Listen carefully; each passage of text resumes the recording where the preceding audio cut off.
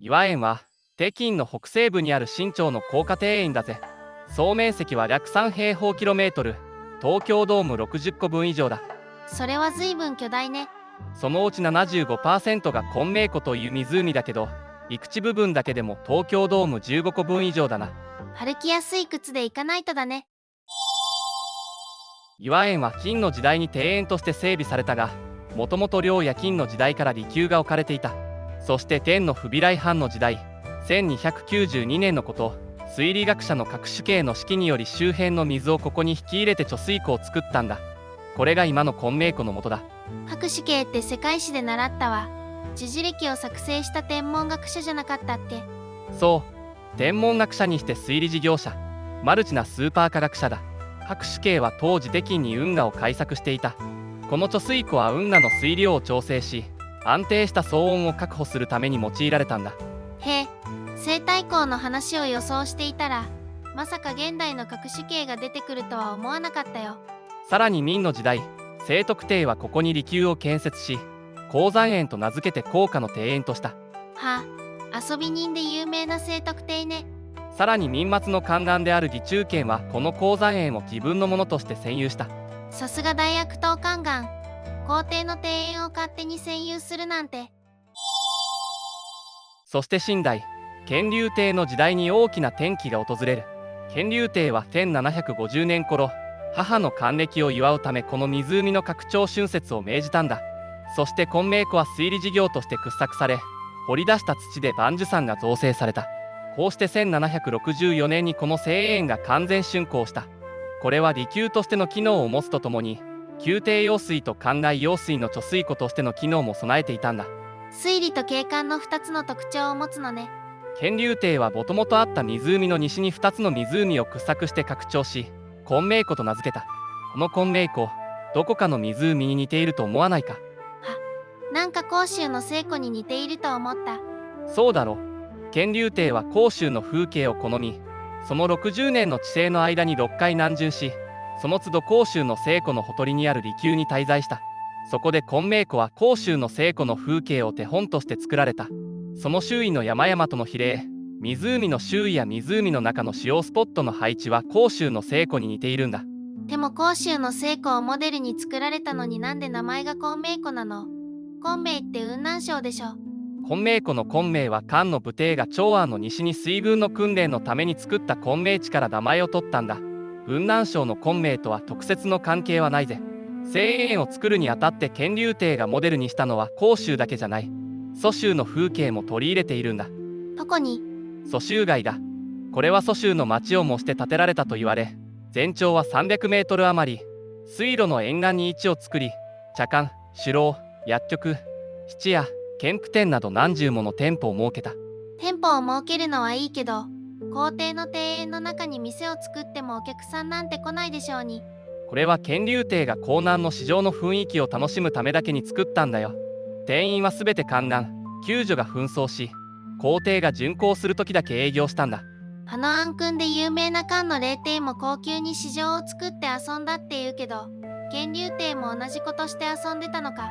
それから海珠園、ここは無釈の経山にある几帳園を模して建てられた。本当に江南各地の名所がモデルになっているんだね。さらに昆明湖及び西側の2つの湖の中に3つの小島を建造した。これは古代の伝説である東海の三山、すなわち蓬莱、北条、永州に例えて作られているんだ。それ知ってる。不老不死の神仙が住んでいるっていう言い伝えのある場所でしょ。秦の始皇帝が行こうとした神仙思想まで取り入れられているのね。なかなか深いな。さて、そんな清園に悲劇が訪れる。1860年の第二次アヘン戦争だ。英仏連合軍が北京を占領し、清園は消失する。陶磁器に隣の延明院も破壊されたよね。そしてその再建が開始されたのが24年後、1884年だ。これを主導したのが西太后。ペタ、清朝のラスボス。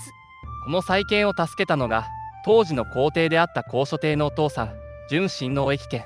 彼は当時総理海軍事務衙門大臣だったんだが、西太后のイエスマンであった彼は海軍費用を流用して岩園の建設費に充てた。悪名高いやつだ。このため、秦の主力海軍だった北洋艦隊は10年間武器の更新も艦隊の追加購入もできなかった。これが日清戦争で日本に敗れた一因だ。国の運命よりも権力者のご機嫌取りを優先したんだね。ひどいな。こうして庭園は再建され、名前も岩園と改称された。再建とはいえ乾隆帝当時の様子からは少し変わっている。文章閣が3階建てから2階建てになったり、石砲が中国式から西洋式に変わったりな。その後1895年に岩園は完成し、西太后は基本的にここに居住して政務を処理した。当時の政治の中心はここ岩園だったんだね。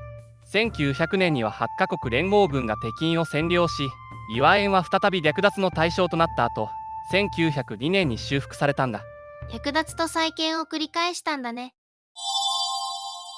では主な見どころを順番に見ていこう。まずは金明湖。岩園全体の4分の3を占めるこの湖には、甲州西湖の蘇堤を模した西堤が作られている。湖には幅8メートル、長さ150メートルの石造りの橋、17高橋が架けられている。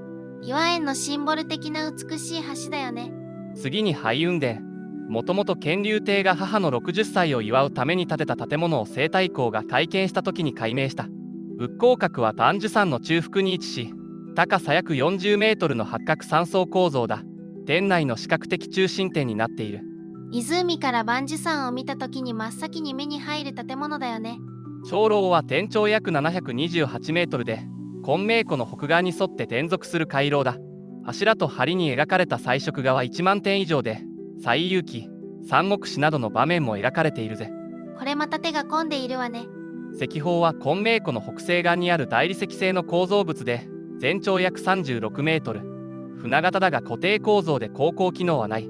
上部には西洋様式のガラス装飾が加えられている。鎮守殿。皇帝が政務を取った場所だ。高所帝は1898年、ここで偏方派の高優位を召して話を聞き、政治改革を進めさせたんだ。古術の偏方ってやつね。結局偏方音頭は帝太后のクーデターによって挫折し、高所帝は岩園内の独蘭堂に幽閉されてしまったんだ。岩園は規模が壮大で美しく、まさに中国を代表する庭園という感じだけど、西太后時代の歴史をおさらいした上で見ると、この光景もまた見え方が変わってくるね。そうだな。岩園は金朝末期の政治の重要な舞台。西太后や高所帝がこの庭園の中で何を考えて生活していたのかを想像してみてもいいかもな。これからも歴史に関するさまざまな情報を発信していくので、面白いと思った方はぜひチャンネル登録と高評価をお願いします。ではまた次の動画でお会いしましょう。